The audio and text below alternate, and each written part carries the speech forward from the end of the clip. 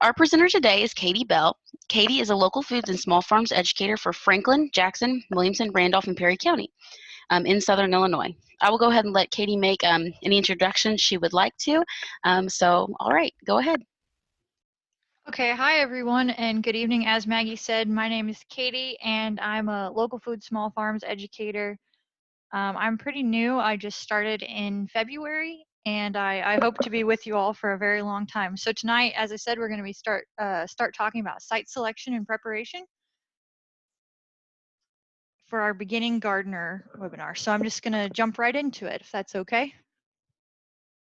Oop, there we go.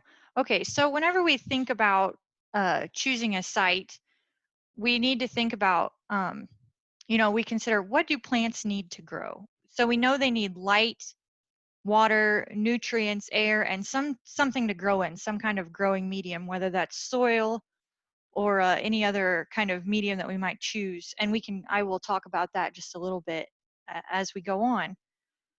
So with those things in mind, we're going to think about choosing a site for our garden. So what you're looking for in an ideal site is providing at least 6 hours of direct sunlight a day. Ideally, though, we would like to see this be more like 8 to 10 hours. You want flat, level ground, a well-drained, fertile soil, and you want to place this near a water source. So whether that is a well or access to an outside hydrant or city water, because most likely in any of our garden beds, we're either going to want to hose water them or use a watering can or do some kind of irrigation. So we want to have good access to water. Another thing that we need for when considering our site selection is just good access in general. So we want to be able to get to our garden, because if it's not easy for us to get to, the chances are that we won't be trying to take care of it or pay attention to it as close as if it's right there and it's easy to get to. Another thing to consider is that if you have a fairly large garden and you want to be able to access this with a vehicle or a side-by-side, or maybe you want to be able to mow in between rows, that's something else to consider whenever you choose your site. So I talked about light a little bit. One thing that you can do when you want to make sure that your plants are getting adequate light is go out where you think you have access to plant your garden or set up your raised bed, and just observe your area for a few days. So take note of the path that the sun travels. Consider structures or buildings that might be in the way, trees, fences that may obstruct the light. And one thing to remember right now as we're going into summer, we're going to have a lot more sunlight and our days are getting longer. But something to keep in mind is that the sun does change positions throughout the season. So if we're wanting to start early and do some cool season crops or extend our growing season later into the season or into the fall, we need to kind of keep in mind where our structures are at and how the sun is going to be in a few months.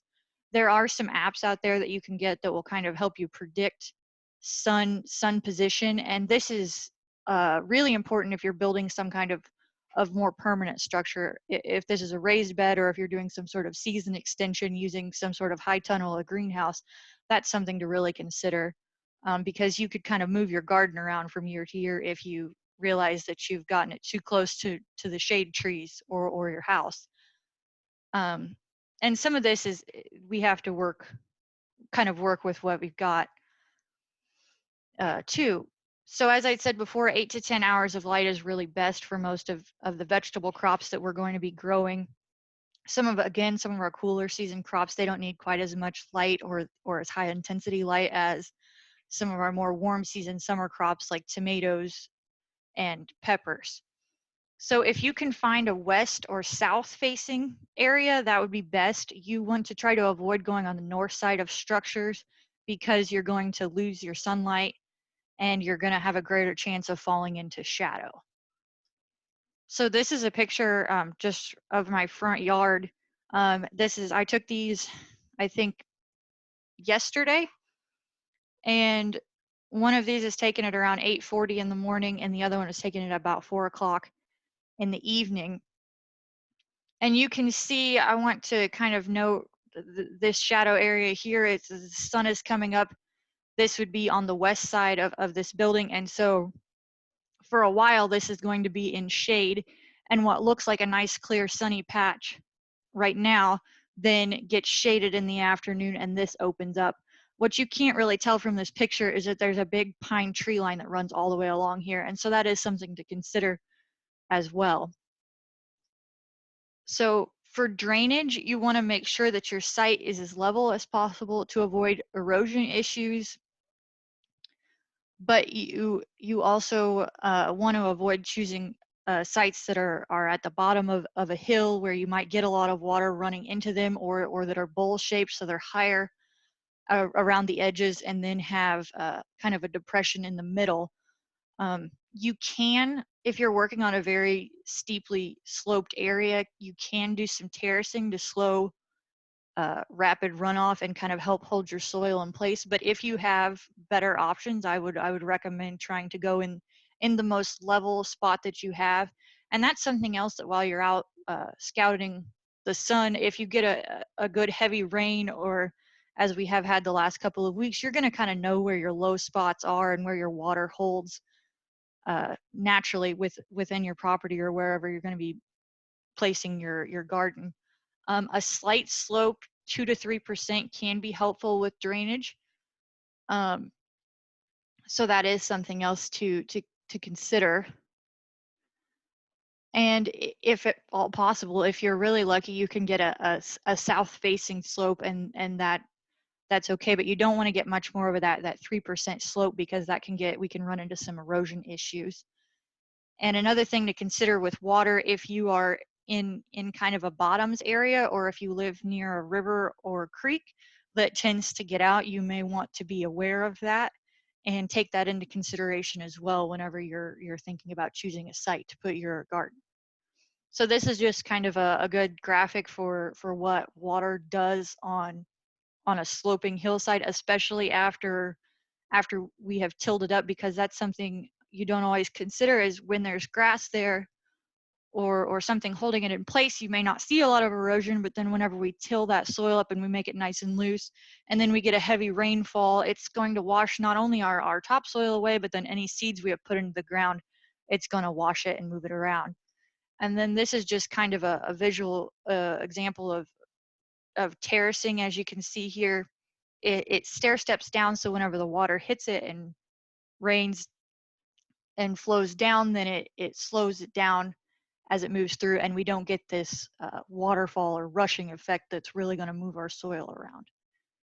And then this is just an example of my backyard. It's kind of hard to tell here, but this right here starts to get really sloped and run off, and then this red circle that I made, I get a lot of ponding whenever it's rainy. And another thing to look at with this, it's extremely shaded. It receives shade on 3 sides, from the north, the south, and the west side. So the grass doesn't even grow well here. So this is not a good place for me to consider putting any kind of growing plants there. And so then this is just kind of an example. This shows a couple of things with flooding and ponding. We've got some ponding here, some standing water, and then possibly behind this tree line maybe a river or a creek that has gotten out. And so this is kind of an extreme case, but it is something that we see whenever we get a lot of rain and water. And if you know that this happens, then you may not want to choose this for your site. Soil quality is important, and I think our next webinar that Austin Little is doing on Thursday night will go more into soils and soil types, but I'm just going to briefly touch on general soil quality. For a garden, you're going to want well-drained, healthy soil, so you want a lot of microbiome activity. You want earthworms and bacteria and nematodes. Well, not necessarily nematodes, but you want there are some beneficial nematodes that are in the soil, and so all of those different organisms working together can really be beneficial to our soil. And so we want a healthy soil if at all possible, and we want a little bit of organic matter in there, because that does help us some with water retention, because we do want some water to stay in the soil. We don't want it to just run right through, but so organic matter kind of helps us hold the right amount of water. And then it also can help build our soil and allow for air pockets and kind of keep compaction down as much as possible. So good pore space is something that we need to think about, and that means that our soils are a little more complex than just dirt, and so we want there to be solid particles of whatever our growing medium is, whatever our soil is, but then just as importantly is that pore space, that air space, because that allows for water to exist in the soil, but then also oxygen, which our roots need. And so a good balance between air and water within our pore space is important. So that allows for good airflow and water drainage. We don't want our roots to drown or be completely submerged in water as well. So we want to try to strike that right balance. And I know that we cannot choose our soil type, but it's something that we need to keep in mind because that affects how we treat the soil and how we work with it, and then also how we manage it and add amendments to it. Something to keep in mind with your soil is, and we will go into this a little bit more later, but checking the pH of your soil. We want it to be between 6.2 and 6.8 for most of our vegetable crops that we're going to be growing. And it's easier to raise the soil pH if it's a little bit, so if it's a little bit acidic, if it's, you know, closer to 5.9 or a 6 or something, we can add some lime and raise that a lot easier than we can to add a sulfur element to lower your pH. So something that you can do is to work with your area if you have really bad soil type, if you have a drainage issue or something and you don't feel like you can work successfully with the soil, you can try to use raised beds or containers, and that can really help you kind of get around the soil issue. So the best thing to do is to learn to work with what you have and try to figure out what methods work best for you. So some other considerations to think about with site selection: previous structures that might have been there before in your site, old homesteads or cattle pastures, chicken coops. You might have, with the cattle pastures and chicken coops, you might have a different nutrient content to the soil because those animals have been there and have been producing manure. So you'll have some different levels, and I would highly recommend doing some sort of a soil test before you start. And another thing to consider with any kind of old structure that has been there before you are getting ready to till the ground or work it, you want to really make sure that you have all of the wires and strings picked up or anything that might interfere with your tillage implements or just be dangerous to be working around. Tree roots, we talked about the tree canopy and that casting shade, but almost as importantly are the tree roots, because they can extend far past the canopy or the leaves on the tree, and we don't want the tree to be taking up all of the nutrients and water that we have given our vegetables. So we want to be mindful of that and where our trees are at and how big they are. And then in a special consideration, walnut trees, specifically black walnut trees, produce a chemical called juglone that is especially toxic to the solanaceous family. So tomatoes, peppers, potatoes, eggplants. It will cause wilt in tomatoes, and it looks similar to any of your other tomato wilts. But the distinguishing factor is that you have a black walnut tree close by. So you want to try to plant at least 50 feet away from those if you know that you have them on your property. And you preferably would want to be upslope from them so that if the water runs down, it's not filtering through those roots and bringing that chemical down to your plants. So now that we've chosen our perfect, sunny, well-drained site, we need to kind of decide what kind of system we're going to have. Are we going to use containers, so maybe on our front porch or back porch, or even in a kitchen window, an herb box in a kitchen window? Or are we going to have garden beds set up, which garden bed is just your regular in-soil tilled garden? And then, or are we going to build some raised bed structures?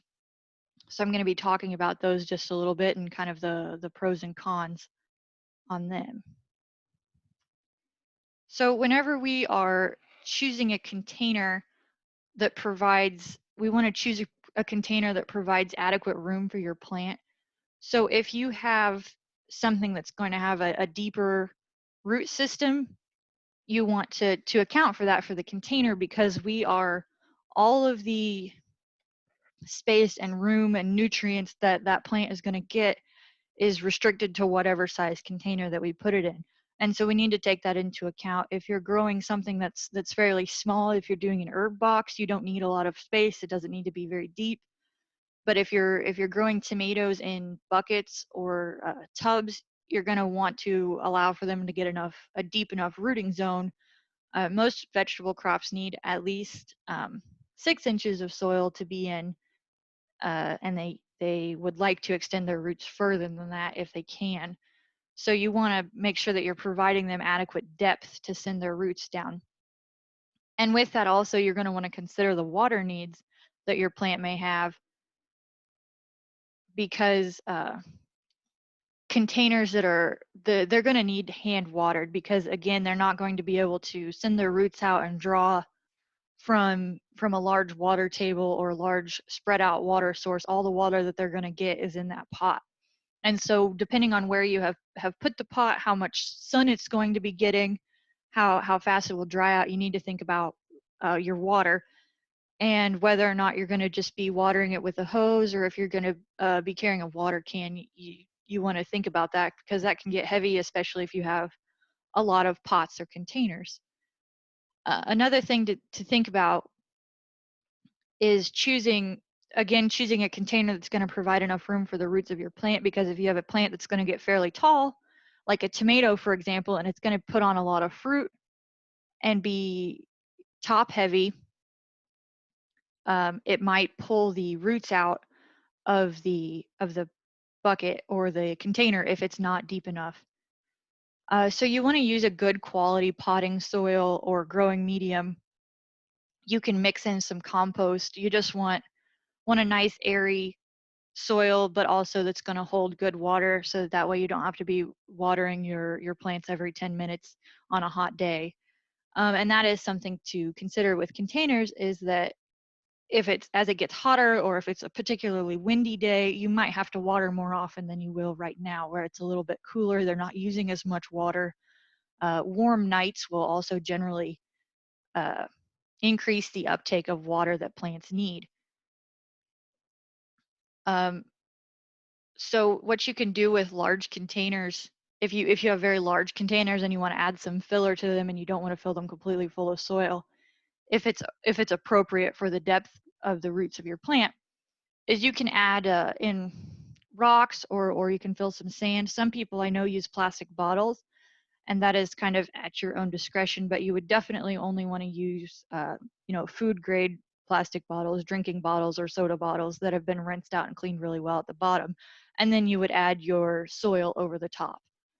So because we are keeping our plants confined to a container, you also are going to need to add fertilizer to them on a pretty regular basis to make sure that you're feeding them. So this is just kind of an example. There are several different containers here, container examples that we've got going on. These are just regular container pots.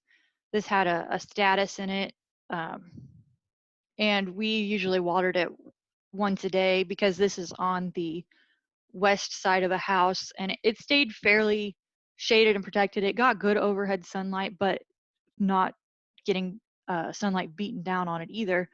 So it did pretty well. And then these are 5-gallon buckets with tomato plants in them, and they did really well in the buckets. The only problem that they had with, we are in Murfreesboro overpopulated with deer, and the deer just kind of treated this like a salad bar.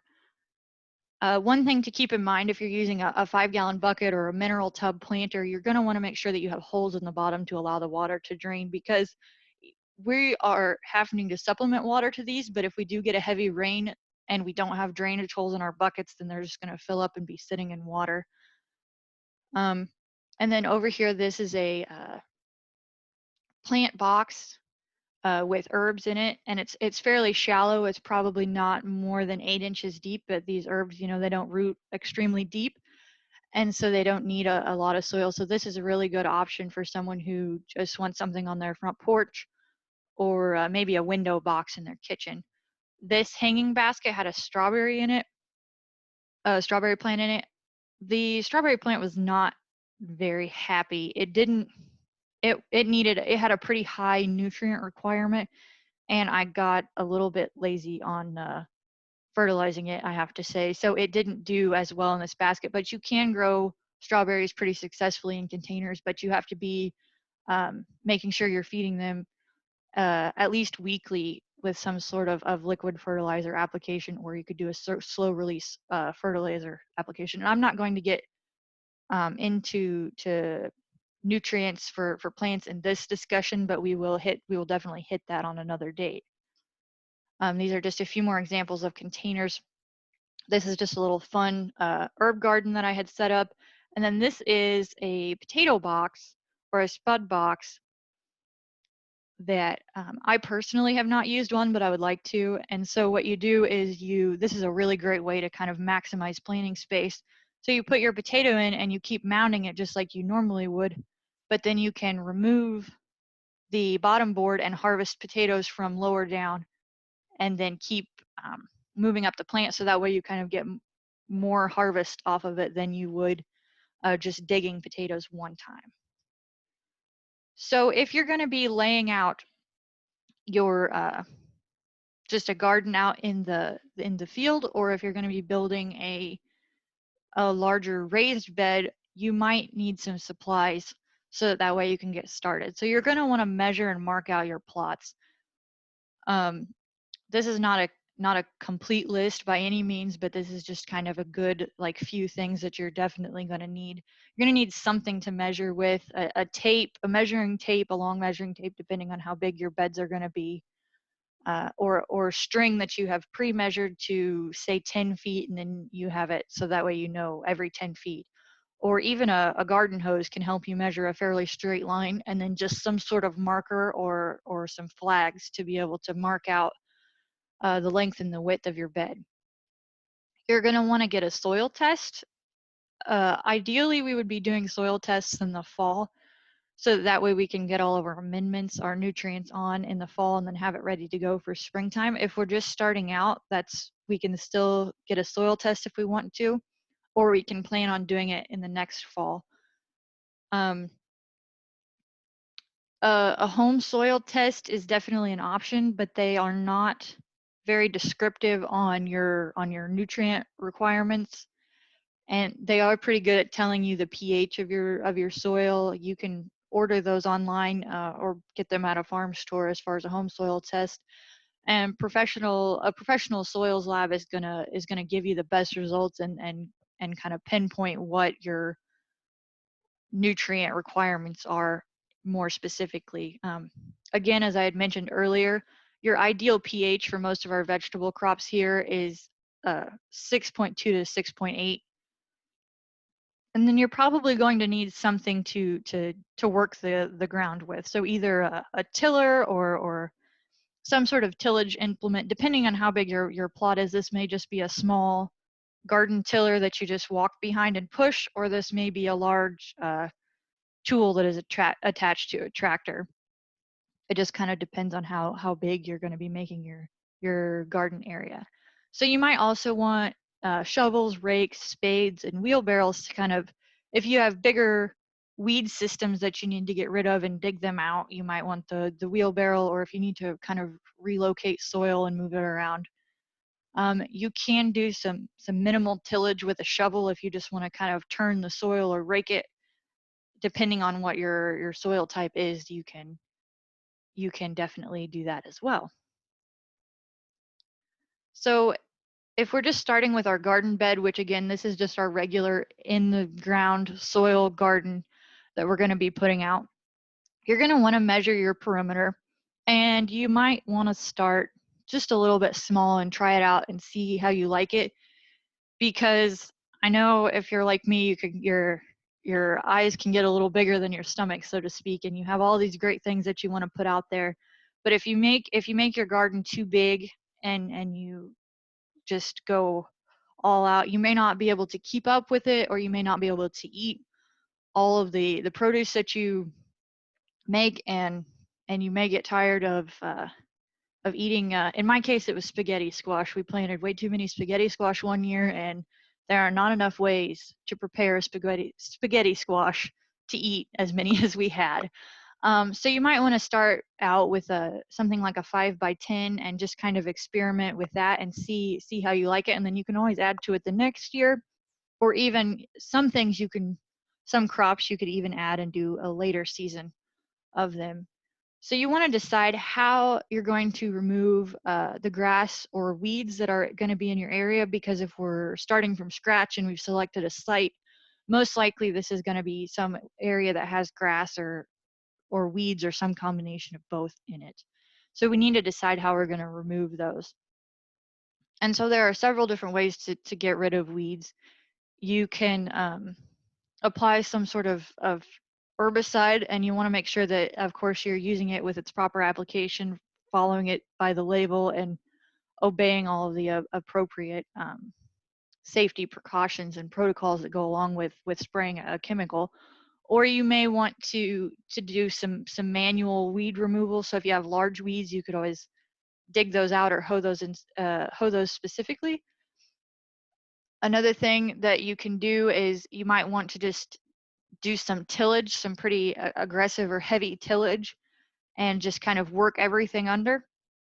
The only caution with that is that some weeds spread by the rhizomes or the tubers, and if you chop those tubers up and then distribute them nicely throughout the soil, then you have more weeds than when you started. So that is something to consider, and to kind of, you want to scout the area for the weeds. Something that you can do without disturbing the soil so much to first kill back the grass and weeds is you can use some sort of smothering or solarizing technique. So smothering would be laying some sort of light excluding material over the top of your chosen area. So whether that's old carpet or black plastic or a thick tarp that you would be able to lay down. The only drawback with that is that it usually takes between 6 to 8 weeks, and we are already at kind of our peak garden season. So that is something to definitely keep in mind, but it may not be ideal for us at this time. Solarization is where you use a clear plastic and then cover it and seal the edges, and then it heats up under there and kills off grass and weeds. Again, that does take quite a bit of time, again between 6 and 8 weeks. So that is not necessarily our best choice at this point in time, but it's definitely something to keep in mind, and it's a good, more eco-friendly way as opposed to the herbicide use. You can also consider, again, tillage right now is probably going to be our best option, and just then being selective with which weeds we pull out, and making sure that we're being knowledgeable and careful of our area. When we till the soil, we want to be careful not to work the soil whenever it's too wet. So the best way to do that is if you go out to your space right now and your selected site, and you put a spade in the ground, and you tip up a little bit of soil and dirt, and then you make a ball. If you can make a ball in your hand, and then you want to make what we call a ribbon between your thumb and forefinger. And if you can make that ribbon or that kind of little mud snake, then your soil is way too wet, it's holding together too tightly, and we want to let it dry a little bit more.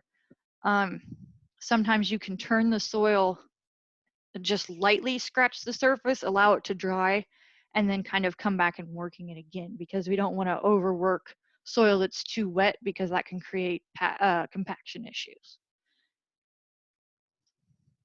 So after we have gotten our soil bed prepared and we've gotten it tilled to our satisfaction, we want to add any amendments, so any nutrient amendments or pH correction that we've determined that we needed, and then we can work that in as need be with some light tillage or turning of the soil. You could do this by hand. Another thing that helps by hand, I mean by using a shovel or a rake to kind of work it lightly into the soil.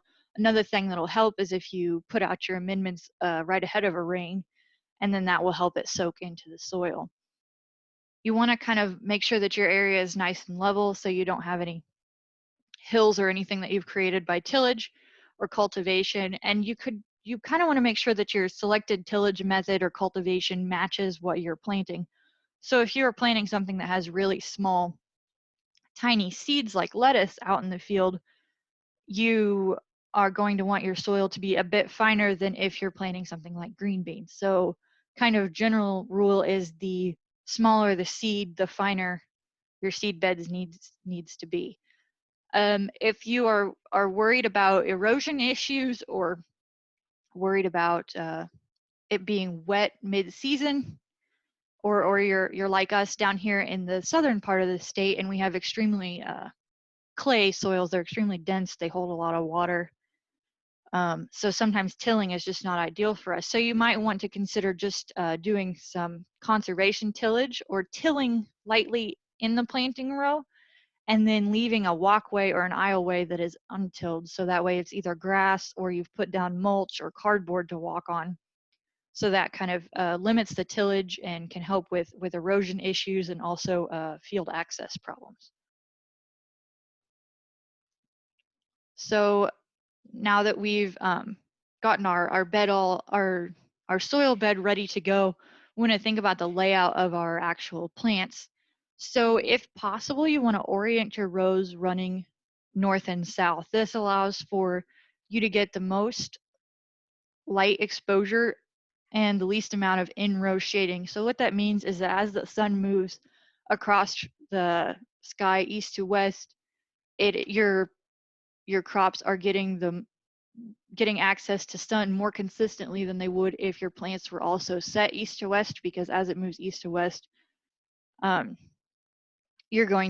some of the plants are going to shade each other out if you have your rows running that way. So north to south is the best way to try to orient your rows. However, if you have a slope, if you have a more steep slope, so anything over about 3%, you also want to be especially conscious of the fact that you have your rows following the contour of the slope, which means you want your rows to go with the slope. If you go cross slope, so if your slope is a north to south slope and you are orienting your rows east to west, you're going to create a slight terrace, and that might slow the water down and hold the drainage in a way that we don't normally want. So you may kind of have to pick and choose which is the bigger issue. Are you more concerned about getting that maximum sun exposure, that maximum sun capture, or are we going to have an erosion or slope issue that we might have to deal with?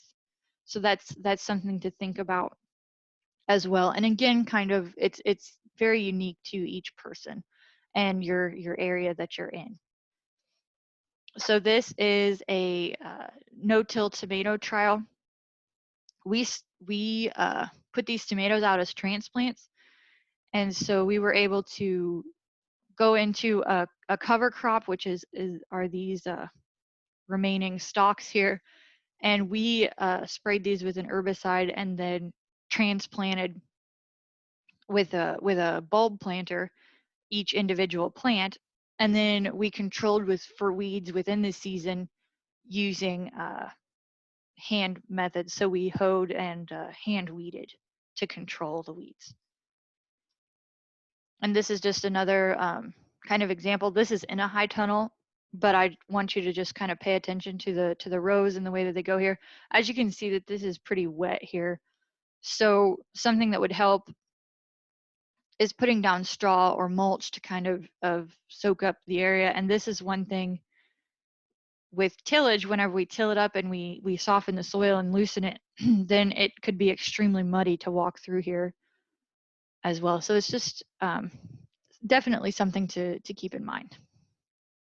So if you've decided that your soil type is not something that you want to deal with, or you don't have access to a lot of space that is as good quality soil, and or maybe you have a big concrete patio or area that you want to try to put a raised bed on. So raised beds are good if you want to be able to have better control of the quality of your soil and the type of your soil, because you're building a raised bed and then you're bringing that soil in. So whatever soil you choose, whether it's a high quality garden soil from a home goods store, or if it's from your local farm store, or if you know somebody that has good animal compost or other leaf compost that you can add to your bed. Another thing that raised beds do is they allow for better weed exclusion. So we're starting with essentially a clean slate, as long as your soil is good quality and not extremely weedy. Um, so we're keeping the weeds out. You want to make sure that your beds are at least 6 inches tall to allow for root growth and adequate spread of the roots within the soil. Ideally, they're probably going to be deeper than that or taller than that. Oh, there we go. So you want to think about what you're going to be growing in your beds. So if you're doing an herb garden or a salsa garden, and you're only going to be growing small, fairly shallow rooted plants, you may only need 6 to 8 inches of raised bed. But if you're going to be growing tomatoes or peppers or squash, you're going to want enough room for your roots to go down and really get into the soil. So there are a lot of different designs. So I would just recommend kind of looking around and seeing what you like and choosing what works best for you. If you plan to be out there a lot and working in your garden every day, and you don't want to be stooping or bending over your bed, you may consider building it up a little taller, so that way you can sit on the edge of it, or have it at um, almost like tabletop level. Then the only thing to consider with that is, are you going to fill that completely full with soil, or do you have do you have filler that you're going to put in the bottom of it? Um,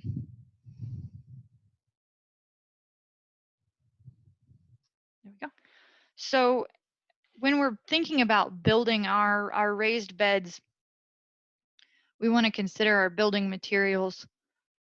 Some things that you might need: you're going to need a hammer and nails, or you might want a power drill and screws, which I recommend because that allows you to get your bed corners and your wood drawn tighter and closer together than you can with a hammer and nails, and it's also a little bit less work. Lumber is a big consideration when you think about building a raised bed using some kind of wood, and the debate is typically between treated or untreated wood. Um, if you're going to use a treated wood lasts longer, much longer than untreated wood. However, there are some concerns about the chemicals used to treat lumber. The pressure treated lumber is generally considered to be pretty safe. And if you're concerned about it, you might just consider planting a few inches away from the edge of the bed. And another thing that you can do is allow your treated lumber, you want to allow it to dry and cure for a little while if you can, because as it dries, it's going to shrink. And if you have set your beds at a certain length or distance, they're going to shrink up, and you might have gaps in between your boards, and then you'll lose soil that way. One thing you don't want to use creosote treated lumber. That's not something that you want to use for in a garden setting. Cedar and redwood are naturally water resistant, and they're a good high quality wood, although they do tend to be pretty expensive and sometimes hard to come by depending on where you're located. Untreated wood, again, if you're using pine, is a good wood. However, it is it does not hold up as well, especially in its untreated form. So that's something to think about. If you're using untreated wood, you're going to have to be planning to replace boards every few years, depending on the weather conditions in your area. If you're planning to have organic, or if you're considering that, you do need to use untreated wood for organic production systems. So these are a few examples of raised beds. None of these are very tall, but these are some examples that we have around the office. So some things that I want to point out within these pictures is that on the picture on the left that you're seeing with the oats growing in it, these are metal conduit pipes, and we drive those about, I think the pipes are generally about 2 feet long, and so we drive those almost 1.5 feet into the ground. They go into the ground pretty easily, usually with a sledgehammer. And the advantage to those is, unlike wooden stakes or bed holders, they don't rot off in the ground. They will rust, so that's something to consider, but they last a lot longer than wooden stakes would. And then they're just bracketed on with screws and these little metal clips. Over here we have a raised bed outside. This is about 8 inches tall, and it's filled with a horse compost mix, and then you can just see the screws have been screwed into this main stake that was driven into the ground, and then they're screwed together on the corners to hold it together. Oh, there we go. So again, here's another, these are raised beds in the high tunnel. So these are not very deep, as I had said before. You want to, this is the wooden stakes that I was talking about. The other thing with these, they're very dull and it's very hard to drive them into the ground. And you can see here they have, as they have been watered over the years, the moisture has caused these beds to bow out a little bit. And so it's another thing to take into consideration when you're thinking about building a raised bed system. And this is just the splice that goes in between 2 boards that's screwed on. I didn't mention this earlier, but I want to kind of take a minute to talk about it right now. With raised bed systems, these are in high tunnels, and they're, like I said, they're only about 6 inches off the ground. So what we have done with these, as we built the beds, we went in and lightly tilled or scratched the surface of the original soil, and then we put our compost and our filler in there. And so then that allows for the roots of the plants to not only go down to what we have allowed them in the beds, but then they can also go down below the bed line and into that original soil. If you're building a bed, if you're building a raised bed and you're building more of a garden box, and you plan to line the bottom of it with a weed mat or cardboard or something to really keep the weeds and the grass out of the bottom, you will want to make sure that you're at least 1 foot deep, so that way you have enough growing space, a growing zone for your roots. So when we think about planting, we want to make sure that we're planting after the last frost date in our area. And let me see if I can get this pulled up here.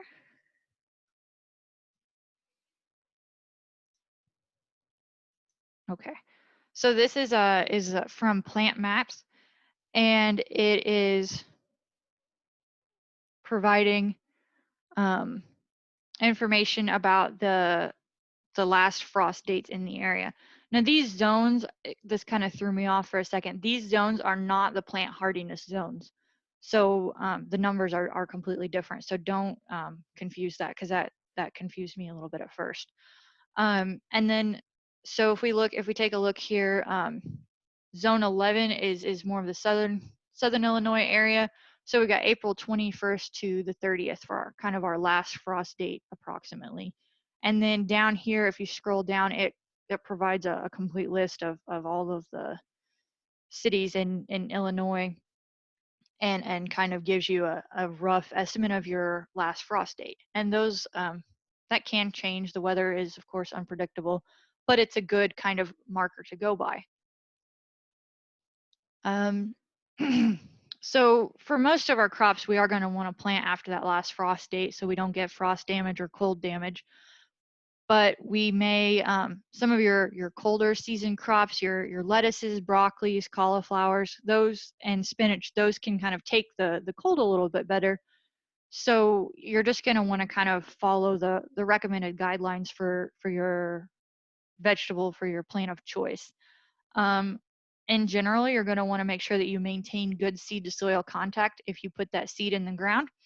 So you're going to want to make sure that your soil is moist and fine enough that it can cover that seed adequately and allow for germination. So if you're planting seeds in the garden, you're going to create a furrow, or maybe even just, depending on what kind of seed it is, you may just poke holes in the ground with your finger and then drop your seed in and then pinch the soil closed, and then you'll want to water it in so that way we have good moist soil until our seeds germinate.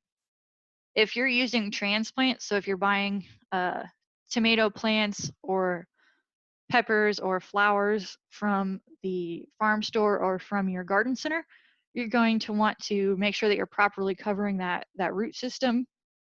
And you can, whenever you take it out of the cell pack that you bought it in, you can kind of give it a light massage and just kind of rub those roots enough that it loosens them up. And then whenever you put them in the soil and give them water, they will naturally want to take off and spread throughout the soil. And that goes for planting into anything, whether you're planting into a container or in the ground or in your raised bed. These seed tips kind of fall under that category. Just some other concluding thoughts. You want to really think about the pests in your area.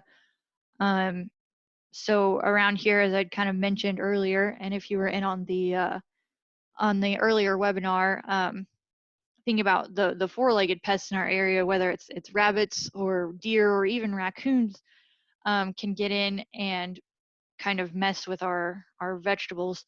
So you might want to think about how you're going to keep them out. Are you going to use some sort of startling device or trap or fence to keep them out? That's definitely another consideration to have. And then how are you going to control weeds throughout the season? Are if you plan to use a mower or a tiller, a small garden tiller to run between your rows and clean your walkways, then you may want to make sure that you've spaced your rows just a little bit wider. And then, or if you plan to hand weed and hoe throughout this season, then you're going to want to make sure that you don't have too big of a garden, so that way it's not a huge time commitment for you, or just something that's impossible to go throughout the season. You don't want to get overwhelmed. So just kind of be thinking about how you're going to control weeds throughout the season whenever you're laying out your garden. Then I would just recommend that you choose a system or a combination of systems that works best for you in the space that you have. And then, as always, you want to be creative and just have some fun with it. This is just a picture of our kind of local pests in Murfreesboro. These 8 deer kind of constantly hung out at my house, and they were not afraid of us or us being on lawnmowers, and so we definitely had to put up a fence to keep them out of our vegetable garden. And then this is just kind of another thought with different growing mediums. I kind of mentioned we always think about growing in soil or or garden medium, but this is a hydroponic system, and this is perlite, and so they get all of the nutrients and water that they need from a feed system.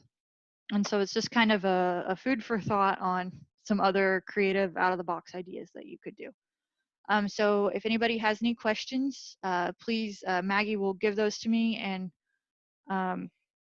my contact information is featured here on this last slide. So Maggie, do you have any questions?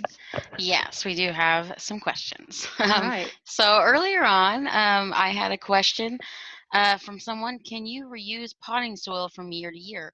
Perhaps add fertilizer or replenish part of it so it's not so expensive in changing out all your potting containers. Um, that kind of depends on the you want to be careful with reusing potting soil because of the disease pressure that might be if you have any sort of fungal issue or anything in your soil, you might want to be cautious of that for probably more of your annual plants of your if you're planting flowers or herbs or anything in it would be okay. I've done it in the past. We've dumped it out and mixed it together, added some fertilizer. So you can do that. You might something that you could do if you're worried about disease pressure or even some weed seed from your previous crop is to spread it out on a flat surface, maybe cardboard or a concrete patio, and then you could try to solarize it or heat it up and dry it out good. So putting a clear plastic over it or even just letting it lay out, that will help kind of dry it out and get rid of some disease pressure. So I think you could reuse some soil, but you want to be cautious, and I wouldn't do it with tomatoes or peppers, I don't think. Okay. Um, Here's another one. I have read that you need to put hardware cloth or wire cloth on bottoms of raised beds to avoid critters getting in. Is that correct, especially in our area? Where are they? Where, I wonder where they're located. Um, I'm not sure. Let me see if I can ask her. Okay. Well, I would say in general I had definitely seen that with your raised beds. If you know that you have a problem with critters, with voles or mice or something burrowing into the bottom of your bed, it's definitely something to consider and something that you might have to take into consideration. But I wouldn't say that you have to do it every time. Okay. Another is on controlling weeds. Is it appropriate to use some type of mulch? If so, what type of mulch is appropriate to minimize problems in any potential chemical? I don't know. Okay. Okay. So if you're using mulch, you want to use a good quality mulch. You don't want to use grass clippings as mulch because that can bring in weed problems and weed issues. Um, then also mulch from I know sometimes you can get mulch free from the power companies or the tree trimming guys if they're coming through. I don't recommend using mulch from them because if they've got into poison ivy or something and they've mulched that up and then you put that in your garden and then you have a poison ivy problem. So as long as you're using a good quality mulch, that's definitely something that you can do, and you can use it in your aisleways and things. You just want to make sure that I wouldn't mulch right up to and around things like tomatoes and peppers. I would give them a little bit of space. But if you're going to use it within your alleyways, I think that that's definitely something that you could do, or around the edge, around the perimeter of your garden to kind of keep the grass from creeping in. Okay. What about peat moss for soil enhancement? Good or bad for vegetables? I know that we use peat moss a lot, especially starting out. So all of our seedlings that we start them in peat moss. So you could add some peat moss in. Um, the only thing with peat moss is that it can be a little bit expensive to add in, and so you want to kind of mix it up and have a variety of materials in your soil. But it's not bad for vegetables. Okay. I built a raised bed using 3 inches of mushroom compost with soil, but I understand mushroom compost adds salt. Is that true? That I do not know for sure on that. If your raised bed is outside, um, it's going to be getting, kind of naturally flushed, so you're probably not going to have as big of a salt issue as you would if you were building it under some sort of protected structure. But I do not know. I will have to do some research on that. And I do know the person that asked that question, so we can get back with Okay. them All right. afterwards.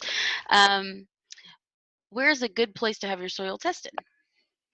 So I would normally say you want to talk to your local extension office.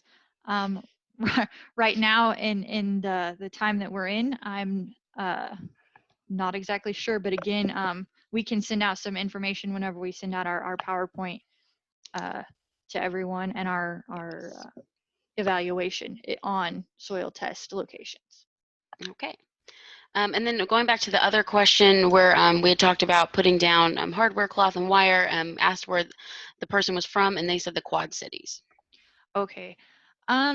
So I would say I would say that if you know that you have, again, if you know that you have a pest problem or a small animal problem, then I would go ahead and do the hardware, cloth, and wire if you can.